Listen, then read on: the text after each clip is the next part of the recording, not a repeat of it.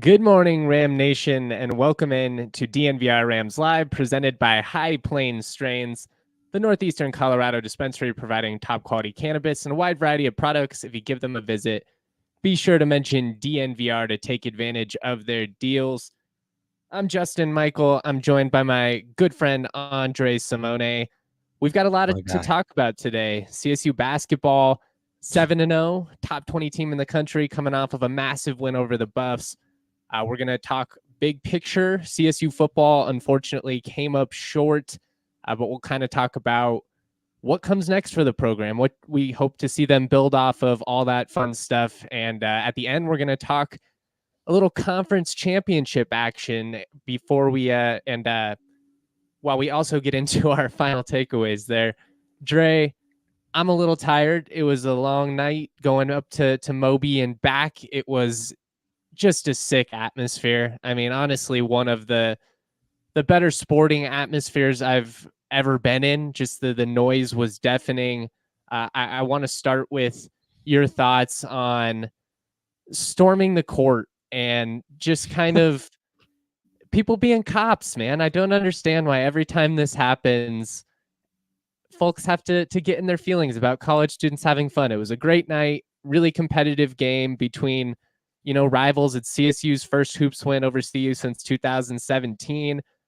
After the way the football game played out, I mean, I feel like it was completely justified, despite the fact that the Rams were, a ranked team and favored in the matchup. Rivalry's back. Rivalry's back. I've been telling people for a long time that these colleges matter in the state. I remember a kid coming in the summer, and like the early 90s, like how much these programs mattered, how much those were kind of these sports teams in the state behind the Broncos, how much that rivalry mattered, especially then. So yeah, be cops all you want. Try to judge how college kids are going to react to a big win.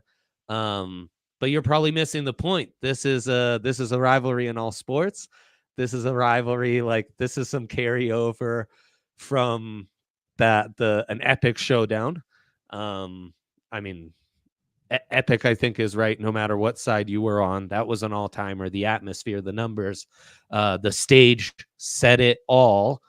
And this was some payback on the Rams side. And I think the fans had a little more fun with it. I think it's also fun that, the Buff side can't talk about storming the court or field as a ranked home favorite, which I've seen some fun stuff on Twitter, lighthearted on that side, which you enjoy to see. This is everything that makes the rivalry fun. It's the back and forth. It's proof that both sides absolutely care about this. You can't say that they don't. And I mean, especially on the basketball side, this is a game that should be played every year. It's good for the state. I believe it was CU's only home sellout last year was the CSU game. It's CSU's first home sellout of the year. I still think that St. Mary's should be a sellout as well coming up, as well as some of these big conference games. Keep packing Moby, guys. This is an epic atmosphere. It's a lot of fun, but I just wanted to say, let the college kids have fun before we get into some of the... And like Moby, look, if you don't think this is a college basketball state, please don't go to Moby Arena. I beg you, do not go to Moby Arena. Do not go see the Rams play hoops in their home arena. Definitely don't go while they're playing a rival, because your mind is going to be fucking blown. And in the last 10 years plus, with what these two programs have been able to do, this is becoming a college basketball state. These programs kind of alternate NCAA tournament appearance And like, it just matters more. The stakes are higher. The teams are better. And guess what? It feels like they're only getting better. And we have a real college hoops atmosphere and arena in the state, and have for a minute now. And like, keep sleeping all you want, and then be surprised when you see all that passion, you see all that noise, and you see the fans storming the court because of how much this rivalry means and how much this team means to that college institution specifically. Like, stay woke, baby, or keep sleeping. But like, this is going to keep happening to you regardless. This is the world we live in. This is 2023 in Colorado. It's a beautiful time to be alive. I love how you set that up. I think this team can be generational, and we're going to get into it. Just a really cool moment, though, for this community, which is essentially what Dre's alluding to. A couple of guys I can't help but be happy for.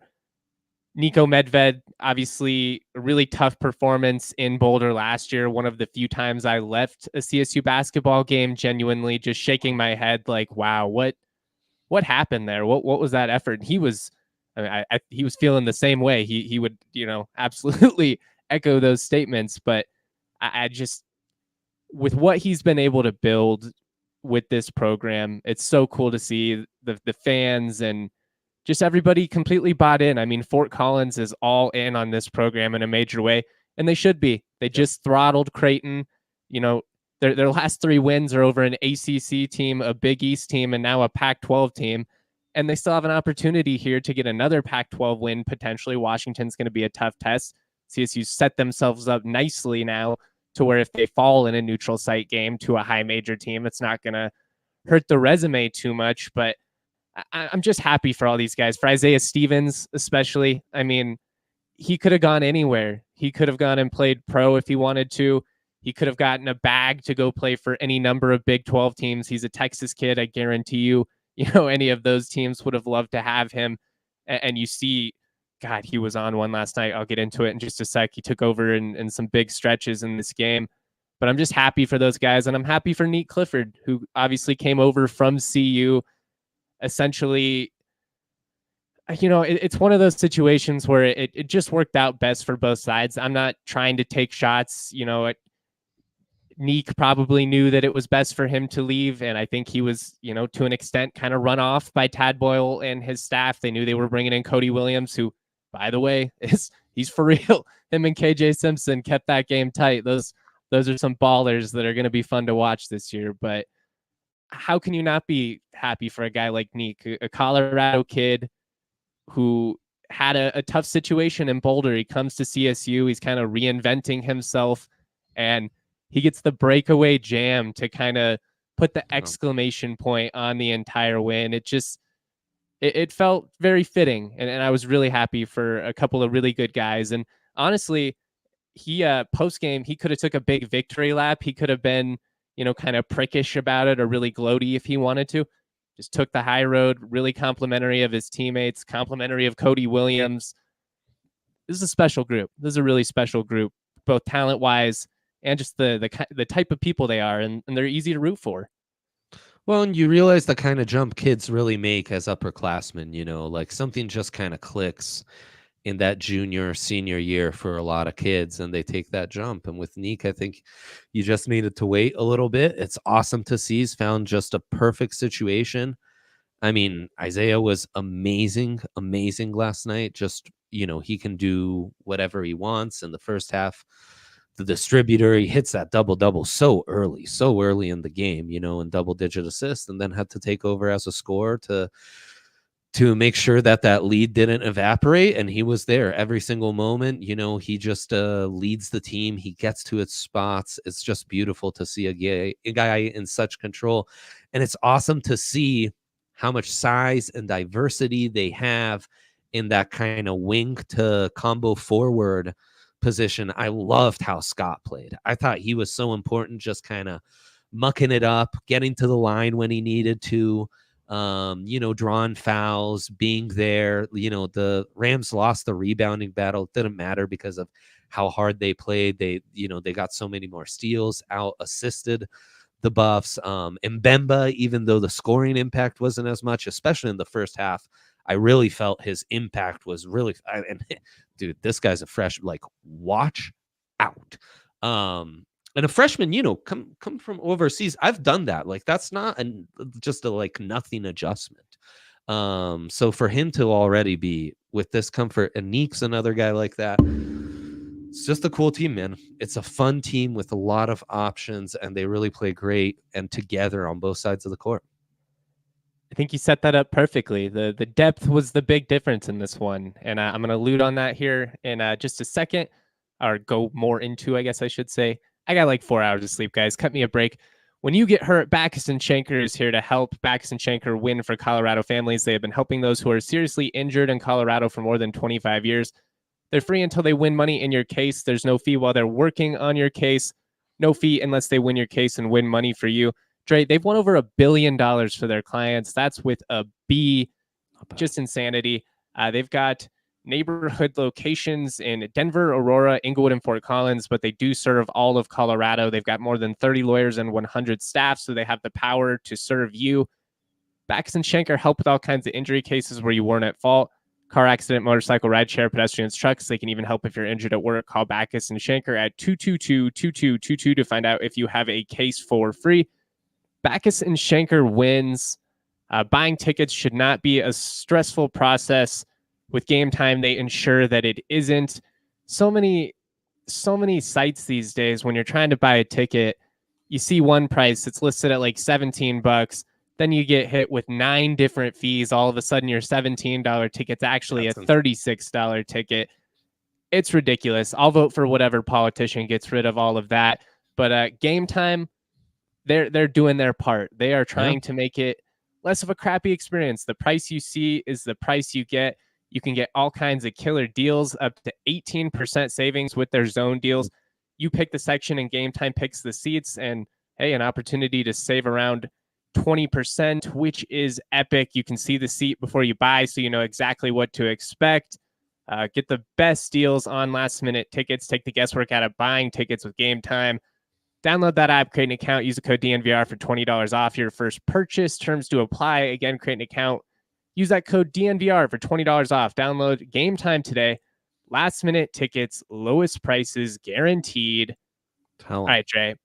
You set this up perfectly. Isaiah Stevens, he was a maestro. I got some people tweeting at me. I haven't had a chance to watch the broadcast yet. I'll go back and rewatch it today. But I guess they said Isaiah Stevens was kind of quiet in the first half, which to me, I don't know what you're watching. If you thought that was the case, he was running the show out there. I mean, as you just setting everything up, getting nice catch and shoot opportunities for guys. Joe Palmer hit a couple of huge threes, really is the energizer bunny for this team off the bench. Got Joel Scott the ball in the post, who you were just hyping up. And then in that second half, when he needed to turn it on, 18 points in that second half to go along with 5 more assists to solidify that double-double. Yeah, it was pretty fun watching him and KJ Simpson and Cody Williams go back and forth. And again, all rivalry aside, I'm a college hoops guy. Cody Williams, the touch he displayed was pretty damn impressive. And the jump that KJ Simpson has made this year is incredible. Because I honestly think if it wasn't for KJ Simpson, this is probably a 20-point CSU win. Totally, man. Totally. And it's because they needed some tough shots, right, from those guys. And Isaiah has the Rams just playing a lot more in rhythm. Both those offenses, though, are pretty epic. Like, usually college hoops, I'm slamming the under. It's like count on college kids to go cold for like 10-minute stretches. Not these two teams. My God, they put it up. But that's the other thing about the Rams is like they can play. And I mean, Creighton was a completely different game, right? Low scoring. They shut it down. Like they just put the clamps on them. It's just when you have the maestro of the orchestra. What more can you say about Isaiah Stevens after what we've said the last 2 weeks? Retire number 4, man. It needs to be in the rafters when it's all said and done. Coincidentally, McKenna Hofschild, who will probably go down as the greatest CSU women's basketball player outside of Becky Hammond, also wears number 4. CSU women's hoops also 5-0 and undefeated. So shout out to the Rams. As Dre said earlier, we're Hoop State. Nuggets are champs. Both these programs are rolling in Boulder and Fort Collins on the men's and women's side. We're Hoop State these days. So lean in, lean all the way in. while I do have nothing but good things to say about Cody Williams and KJ Simpson, ultimately the big difference in this game was just the depth. I mean, you look at what Isaiah Stevens was able to do, that was huge. But I mean, CU didn't have somebody like Joe Palmer hitting 3 crucial threes, off the bench. Jalen Lake goes for 16 off the bench. The dude has a broken finger. He's going to have surgery this week, and he's out for 6 weeks now. Went 4 of 7 from the floor, was awesome. Another guy that I just can't help but be happy for after everything he's been through, selflessly being a 6th man after being, a starter last year. Oh. It's those little things that make this work and what make this team potentially generational. I mean, if you beat Washington, you're staring down the possibility of a perfect non-conference slate. I mean, you don't want to overlook anybody. St. Mary's is still a tough game. Going to Loyola Marymount's going to be like an 8 p.m. tip. That's going to be a little concerning, just kind of a wonky atmosphere. But God, the depth was on display, and so many guys stepped up in key moments for CSU in this one. Yeah, and I mean, now with the Creighton win and this win, what quadrant do those go into as we start? Prematurely, I start to look ahead to a large bid would look like. I mean, the Creighton win's going to be a Q1 win. I think CU should be a quad 1 win. They're like top 35 Ken Palm. Their metrics are going to be pretty good. And I mean, St. Mary's can't be like that low, and Washington's going to be, even if you split that, you're entering the conference slate really set up nicely with about as good a resume as you could hope. Yeah, I mean, I honestly, like, best case, coming into the season, you hoped that you could have a hot start here.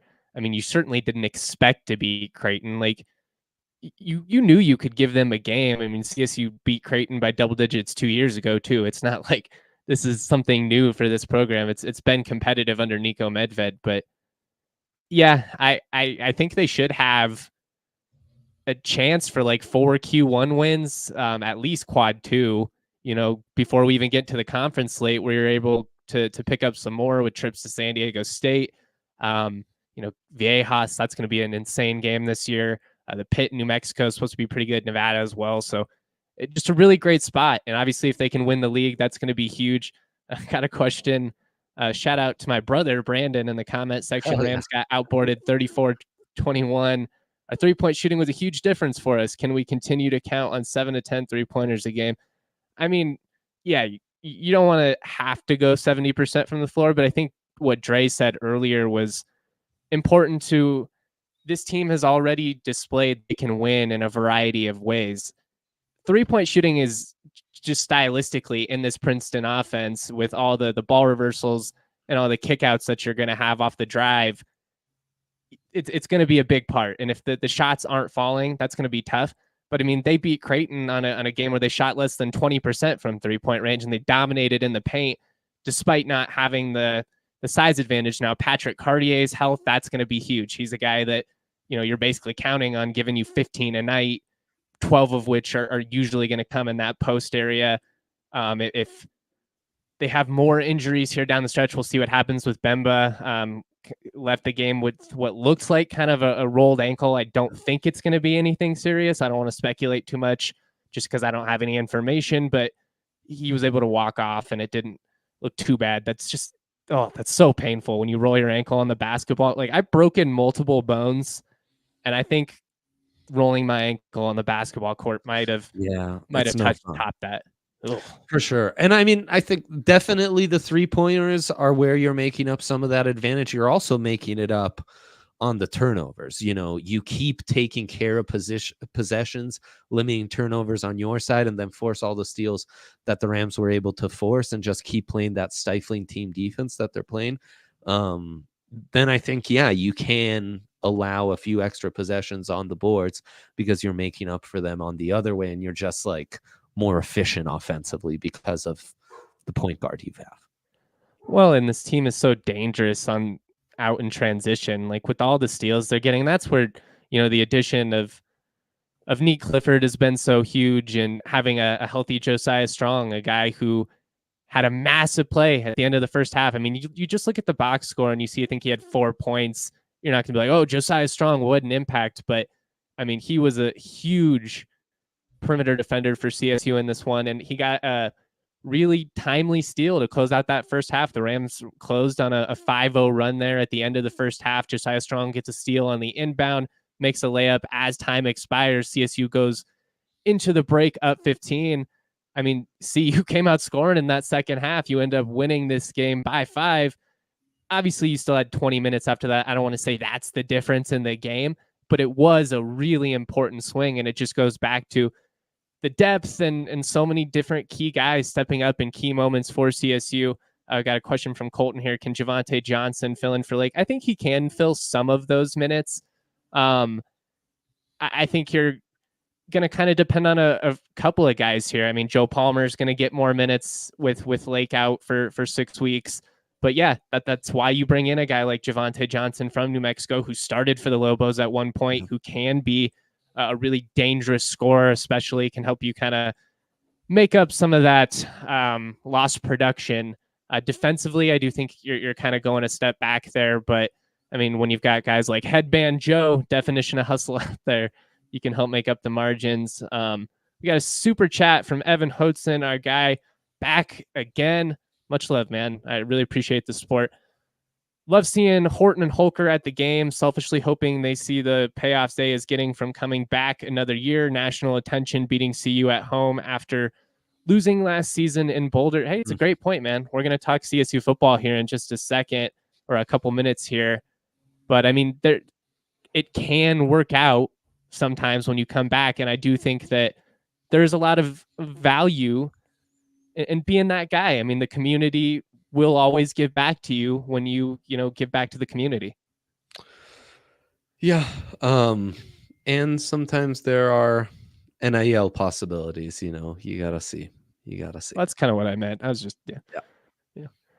Dollar bills, yo. You wanna keep talent in Fort Collins. We need to build that NIL collective. John Weber does a great job.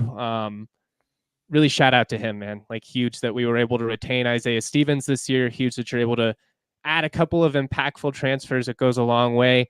The NIL collective in Fort Collins, still plenty of room for growth, but we certainly are well on our way. A couple of more takeaways here, and I'm obviously going to focus a ton on this game, guys. I'm going to write 2 or 3 pieces today, probably do another podcast. I mean, this was just so much fun, and I'm so in on this team. I can't wait to dive into it.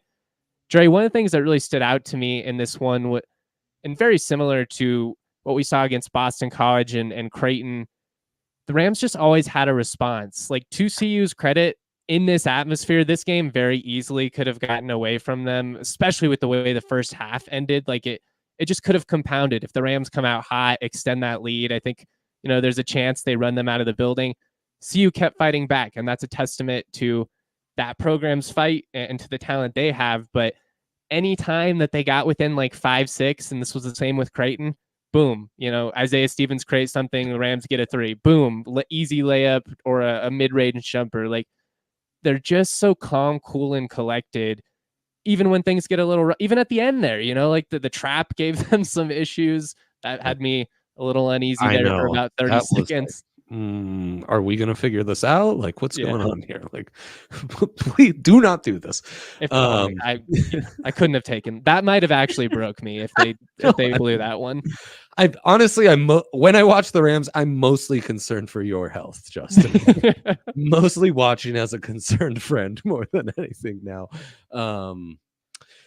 It all starts from Isaiah. How cool and collective they are, how well they, how efficient they are. And it's also, I mean, they just have a lot of diversity and options with how this team stacks up with. It's the depth too, but no, it's a really complete team. And that stood out to me too. Both sides, like the second half was really like a lot of teams as it starts to get tighter in that kind of situation might have some shaky moments. The Rams were just cool, collective, found answers every single time. And yeah, I mean, the Buffs could have totally just like whittled away, and they kept fighting. It was far more high scoring than I expected in the second half, honestly, with how things kind of unwinded in the first. But both teams really played some resilient ball. And They were yeah, hooping out there too, because I don't think the defensive intensity lacked or anything in the second half. I mean, guys were handsy out there. Honestly, the refs were calling a lot, but yeah, I was very impressed with the shot making on both sides. Some really tough finishes in the paint, some really high quality ISO finishes. Nique Clifford had one in particular with the shot clock winding down where he hit a fadeaway in the face of Tristan Da Silva, who had a tough game. And shout out to Nique Clifford and Josiah Strong for really, I mean, he was a non-factor in this one. So is Eddie Lampkin, completely out of the picture. And again, that was just kind of the big difference for Cade Simpson didn't get enough out of those other stars. I do think there's something to this front court with guys like Scott and Mbemba who can just kind of muck it up, like they can buy you a few fouls, they can buy you a few boards, like they can just, when you need it and you need to slow down momentum or kill momentum or just make things harder for your opponent, or maybe things aren't coming as easily on offense and you just got to grind out a possession, those guys are there to do it. And it's like it's a nice little wrinkle to this team that it's like, yeah, when you need to mix it up a smidge, those guys are there to do it. And like that, I think that's part of it too. Yeah, I think this team's just more versatile than 2 years ago. And while I will say that having a two-headed monster in Roddy and Stevens, there was just very few times where they were both going to be off. It did kind of happen in that Michigan loss in the NCAA tournament, unfortunately. Second half. Yeah. But I mean, you could kind of count on one of those guys was always going to show up. Now, you wonder if Isaiah Stevens has an off night, who's going to be the guy that like puts the ball on the floor, hits some big shots, creates for himself and or others. Maybe it's somebody like Tavy Jackson who's coming back from injury, or Kyan Evans, true freshman, or maybe you see somebody like Nique Clifford, put it on the floor and just kind of get to the hoop. He's obviously so athletic, but top to bottom, the versatility, the depth of this group, and just the talent and athleticism, I think this team's ceiling is potentially even higher than that special team 2 years ago, just because of how well-rounded they are. Isaiah's only gotten better as a facilitator and shot maker. I mean, some of these shots he hits are just insane. Yes. I think this can be a generational CSU team. And I know it's early, like we're not even to December yet. And there are plenty of instances of a team that comes out hot, starts 6-7-0, then completely flames out down the stretch. With what we've seen from this group, with how composed they've been, I don't know, man. Like I'm starting to believe that like a Sweet 16 run, like I don't know. I mean, obviously you've got to win a lot of games between now and then, and anything can happen in the tournament. But I don't know why I shouldn't believe that that's possible with this group. I don't know why I shouldn't think that this team can win the Mountain West, even in a conference with San Diego State coming off a national title appearance. Dream away, my friend. There's no reason not to. It's going to be a great season, a season that, we'll be following closely and will have us engaged all the way. The only thing I'll say to what you just said, I don't know that Isaiah Stevens can have a quiet night. He can have cold shooting nights, right? He's still going to impact the game positively, That's though. Exactly right, man. 11 assists, 3 turnovers, getting to the line 8 times. Those are things that are going to be hard to take away from Isaiah, even on off nights. And that, I don't know. I'm not going to say I don't know. I feel like his game wasn't quite at that level, right? And now to have that general, that point guard running your offense, it's just a smidge different, because an off night is still kind of an on night. That's spot on, dude. I mean, I think I said it when we were talking hoops last time. He's just kind of Jokic-esque in a sense where every year he's gotten better. I don't think he's going to, and then he comes back better. He's gotten bigger and stronger. He's always been able to get to the paint, like despite not being the biggest guy, but that ability to get to the line whenever he wants. He can get to any spot on the floor and get a shot. I mean, it's just insane. His handle. I'm so excited for this team. I'll talk plenty of CSU hoops this week, guys. I can't wait. We'll have another live show this weekend after a big game against Washington on Saturday out in Vegas. I do want to shout out our friends over at Hero Bread. Right now, Hero Bread is offering the DNVR fam 10% off their first order. Just go to hero.co, use our code DNVR to save on Hero Bread today. That's hero.co to save 10%. Hero Bread is soft and fluffy. It's delicious. It's high in fiber, low in carbs. I mean, it's really just a perfect option in this holiday season when, we got to be conscientious of what we're putting in the old body here. Yeah, we're overdoing it a smidge. So Hero Bread's the kind of nice option to go with. They've really been an awesome partner, so check them out. We love Hero Bread. You're going to love Hero Bread as well. I also want to shout out our presenting sponsors that, of course, High Plainz Strains. If you're in northeastern Colorado, they are the dispensary for you. They've got a wide variety of products, including high-potency concentrates, infused edibles, some of the best flower in the state. There are 3 High Plainz Strains locations in northeastern Colorado, one on Log Lane Village, one in Garden City, and one in Sedgwick. If you are out there, they are the bee's knees. You can order online at highplainstrains.com.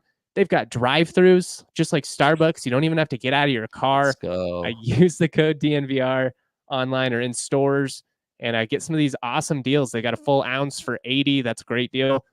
Eighths for $25. Mammoth 1 gram cartridges for $15. Exquisite extracts 4 for $40. Remember to use that code DNVR online or mention DNVR in stores to take advantage of these High Plainz Strains deals. All right, we're switching gears here. We're switching over to football. It's tough. I've tried not to think about it that much. I have a lot of postseason takeaways that I need to get to on the written side, and I am looking forward to diving into it. And I've talked about it a lot on the pod these last couple of days, but I wanted to pick your brain, Dre, because obviously you've been following this team all season long. We've been following this conference all season long. This loss to Hawaii felt kind of like a perfect summation of the year. Like there's some really great plays, but far too inconsistent as a whole. You're competitive, but come up short. You're not able to finish, which was a consistent problem for this team all season long. I don't know. There's just a lot of positives you can build off of, but a really frustrating year. Yeah, frustrating. I think the biggest frustration is they probably surprised us and played better than we expected in the games where they were big dogs. Air Force Wyoming, kind of, maybe not, but CU, UNLV, Boise, of course. But then it felt like there was a handful of games that was like, no, they're clear favorites. They're more talented. And obviously, we know all the traps of going to the island. We saw how this Hawaii team was improving. That backfield really impressed me. Their quarterback was just nails most of the game.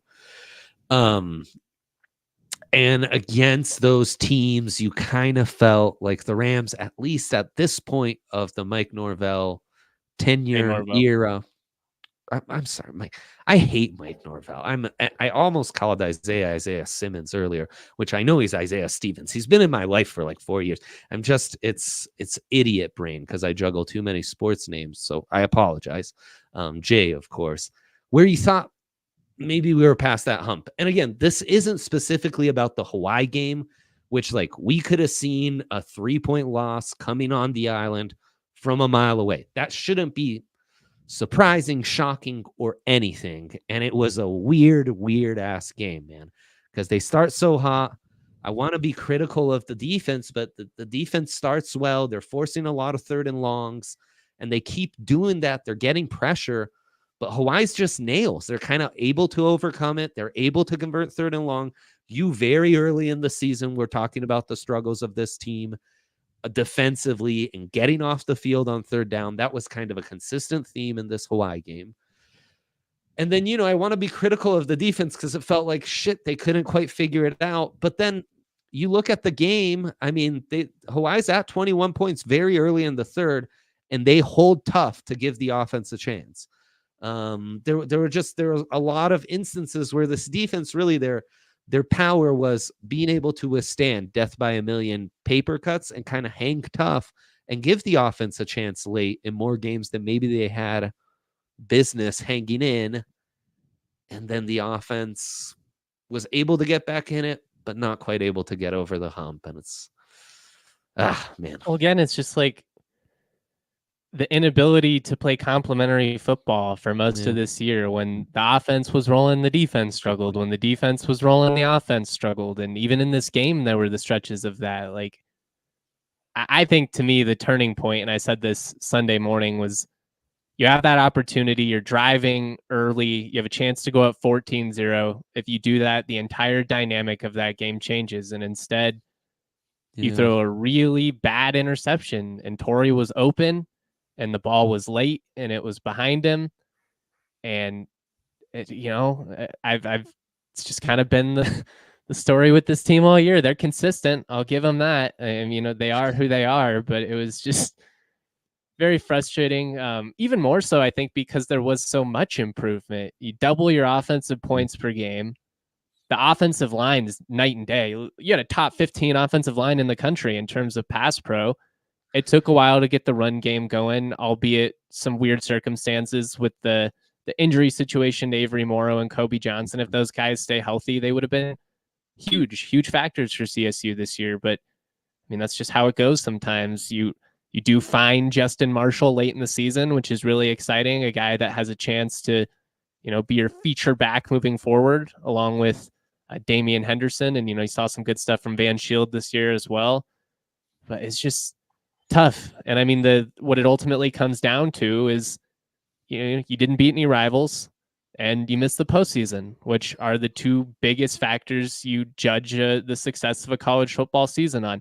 Now, that doesn't mean that it's a completely failed season. Like, you had the most wins you've had since 2017. You see a clear identity. You play 11 straight competitive games.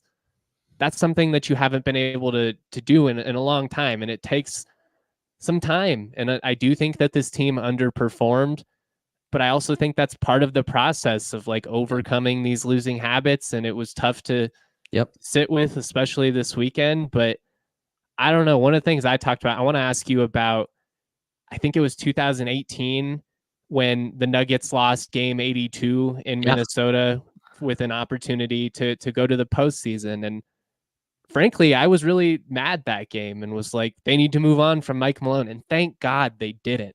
Thank God they built on what that team was doing well. They made some tweaks and they were able to figure it out here. It's a process, man. We've known that Nikola Jokic was good enough to win a title for 5 years, but it was a process. And fortunately, this process with rebuilding CSU football is, taking a little bit longer than we would have hoped. Yeah, and sometimes that process is very specifically learning how to win games that all you knew was how to lose them. Because they've definitely figured out how to hang around games and compete and be there at the very end to kind of win every single one of these on a coin toss. I mean, in a lot of cases. Now is the next step. And the next step, a lot of it starts with BFN. I mean, you highlighting that interception, you're absolutely right. And he just, even though we've seen it time and time again, he hasn't been able to consistently do what he does best, which is hang in the pocket and deliver those timely throws over the intermediate part of the field. And he can do the extraordinary, like that fourth down throw to Horton. He dropped it in a bucket, hit him in stride in between two defenders. Insane. The throws he can make are high level NFL caliber throws. It's just the inconsistency, and you're spot on, man. I mean, they've got to find a way. Even in that Nevada game, like they missed on 4 or 5 opportunities to just break that game wide open. It's just little throws here and there. But he obviously has the mindset. I love the attitude that he brings. I think that this team responds to that. I think you need that in your quarterback, but they've just got to find a way to be more consistent on both sides of the football. The defense regressed statistically despite bringing back all of your key guys, despite having the conference player of the year in Mo Camara. Right. I mean, it's just a weird year. Like, he's weird year, weird game. Felt very fitting the way that this season ended on the island. It's true. It really did. And now you rebuild from a lot of these guys, even though you're potentially, Mo and a few others who have really been stars for the last couple seasons, you'll lose. I mean, BFN, Marshall, these young wide receivers, your 2 starting offensive tackles. Gatku has been mind-blowing this second half of the season. He's going to be a freak, guys. Like he's he's all length. He's huge. He is all a freak. muscle. Yeah, no. And he's just learning the game. He's great off ball, on ball. And the back 7, should be a lot more mature next season. What do you think about going to a 4-3 potentially? I think it'd make more sense. I think it's easier to find athletes like that. Yeah. I also think that it might help. Like, I'm not saying you can't throw some, nickel and dime sets out there, but I just think being in this 4-2-5, it makes you susceptible up the gut. And I just, when we were in that 4-3 against Air Force, I liked how the defense looked. And I just think they're better suited physically to play that style. It's hard to get, 5 quality DBs in the Mountain West. It just is. Yeah, for sure. And then you're taking less muscle off the second level, which stresses your front more.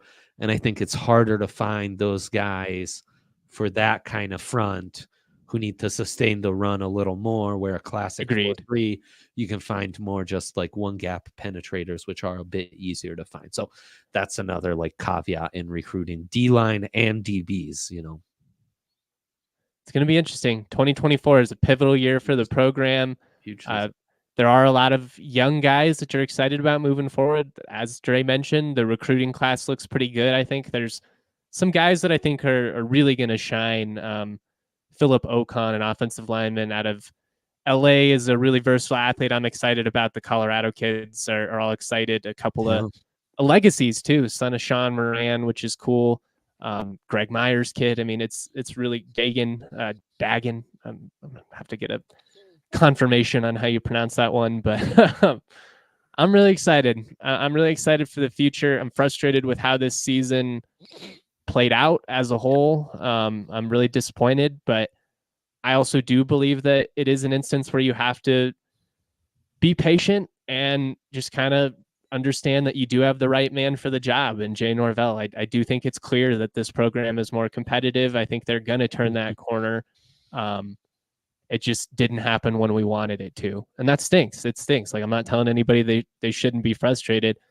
But the thing is we have 20 years of frustration, and you can't let 20 years of frustration overcome logic and basically be put on Jay's shoulders when it's like it's not an Iowa situation. It's not like we've had this guy here for years and years and years and years. He came in after a disastrous tenure, and they had to rebuild this roster from the ground up, and they're doing it. I mean, the guys they're bringing in are making plays on defensive line, at the receiver. I mean, recruit a guy like Dallin Holker. Like, it's clear they can identify talent.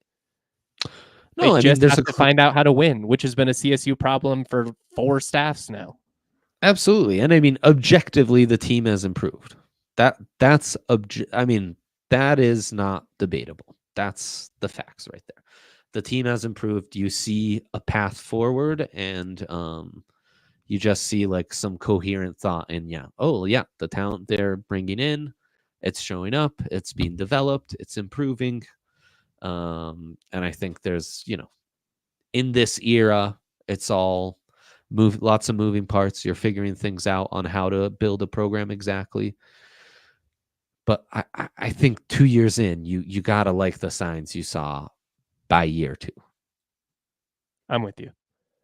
We're going to wrap up with some conference championship picks this weekend. College football coming to an end. I'm going to give my essential final power rankings of the year. I mean, whoever wins the Mountain West Championship will ultimately end up at the top, but we are going to have some fun with it. A real quick take on the sun with gear that's built to last. Our friends at Shady Rays have you covered for the warm weather ahead with premium polarized shades at an affordable price. Shady Rays, they're an independent sunglasses company, but they offer a world-class product that's just as good as any expensive pair we've worn. Durable frames, extremely clear optics for outdoor adventures. I take mine everywhere because what's awesome about Shady Rays is if you lose or break your pair, they'll replace them for you instantly, no questions asked. Wear your Shady Rays with confidence. They're always going to have your back, just like I am always going to have your back for CSU coverage. Shop the collection at their brand new location in the Park Meadows Mall. Yeah, nobody loves Shady Rays more than Dre. I can say that confidently. I love my Shady Rays, 100%. They're the best. Check them out, man. Insane deal every single time. So, and use our code. Come on, support the pod. Support the pod. Shady Rays currently doing their biggest sale of the year, by the way. Don't miss out for their deals on shades, snow goggles, prescription sunglasses, and more. Go to shadyrays.com. Try for yourself. The shades rated 5 stars by over 250,000 people. Well done. Thank you, man. It sounded like Christopher Walken there for a second. I got a fever. I need more Shady Rays. Good one. Very well done. All right, let's do the Mountain West Power Rankings, and we'll get into a couple of championship picks here. Dre, our betting expert here at DNVR Sports, amongst other things. He's a man that wears many, many hats. Coming in, we're just going to go through it quick. At number 12, Nevada. Tough spot. The reason I have them at 12 is because they're in limbo. They don't know if they're going to bring Ken Wilson back or not yet, which is just an awful spot. It speaks to the financial restraints they have as a program. I think his buyout drops like December 3rd or something, but at that point, you're just way behind the ball. You have very little time to put a recruiting class together. So your options are bring back a terrible coach or fire a terrible coach and bring in a guy who will have no chance to succeed. So Nevada at 12, New Mexico at 11. They fired Danny Gonzalez. Bummer. But he had a chance to pick up a big win and keep Utah State out of a bowl. And I'll be honest, for as much as I've defended him, he had some questionable calls. Go for the win, teams. If you have nothing to lose and you have a chance to go for 2, to go for the win, just do it. Yeah, control your own destiny, man. It's a shame. It's a shame. He went out with a bang. I am happy they were at least competitive down the stretch. Like, he's a good guy. He even was still really complimentary of the program on his way out. Like, just a good guy through and through. But I'll be honest, I don't really see the point in firing him. I have seen some pretty big names linked to the New Mexico job, and they actually do have more donor support than you would think, just with athletics. Usually it goes to basketball, but maybe they'll throw it towards football. 10, we've got San Diego State, fresh off the hiring of Sean Lewis. What do you think about that? Yeah, very interesting hiring. I mean, I think his offense is a really nice offensive scheme, and he's done it as a head coach in the MAC. I think San Diego State is an upgrade. Interesting the path he's taken, but I mean, I think this is a pretty good hire, a quick hire by them, which I thought was interesting. And you know, San Diego State's not going to be the way they were this year for very long, regardless of who's coaching there. No, I mean, they're always going to have great athletes. I am curious, just it's obviously a massive change stylistically going from... Oh, huge. And I think it makes total sense just with the lack of excitement surrounding that program. Like, let's try and score some points and at least be fun, if nothing else. It's also the classic, right? Like, we went one way, now we're going the complete opposite. True. It's basically Adazio J. Norvell. Like, yep, we don't want the old fart anymore. Give us the air raid guy, please. Going from Larry Eustace to Nico Medved. Yeah, completely different directions. Number 9, Colorado State. Bummer. Started the year at 7, I think. Ultimately end up at 9. Head-to-head had to matter with this one. I think CSU is a better team than Hawaii. I think if they play 10 times, Rams probably win 8 or 9, but the head-to-head has to matter. So Hawaii at 8. Fresno State at 7. I almost put Hawaii over Fresno State after the way they ended the season. I mean, the power rankings are kind of a like the wind in your sails going into the final week, and wind in sails rankings wise, I could see the case on that for sure.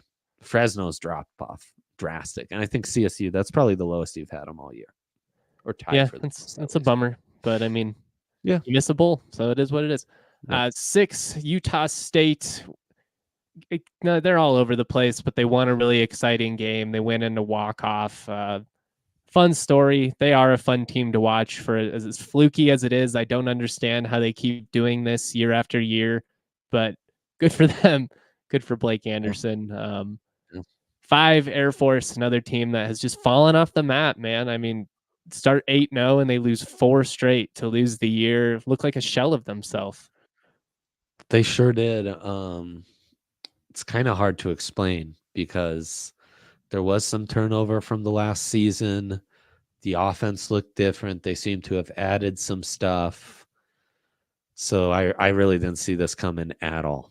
Kind of one of the worst I know they had drop-offs we've injuries, seen. but yeah, it was so weird. Like I expected them to struggle early on, and then they just look phenomenal out of the gate. And really weird season to assess, but still an 8-win team. Still have a chance to be a 9-win team with the bowl win. So I still think they should be 5. Wyoming at 4, coming off of a dominant win over Nevada. They finally pick up a road win, 1-5 on the road this year, I think, or Crazy. 2-4. Really weird. But take care of business against the bad teams. That's the next level.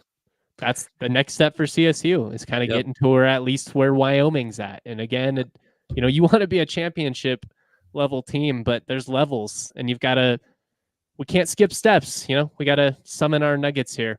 Can't skip steps, especially if you want it to be sustainable and not just a flash in the pan season. Boise State, number 3, really coming up hot. I'm going to let's just wrap this up at the end. I want to get your take on this. I think San Jose State is the hottest team in the conference. Due to tiebreakers, they don't end up in the title game, and they had a slow start. They started 1-5, I think. So that's tough. But they picked up a decisive win over UNLV on the road.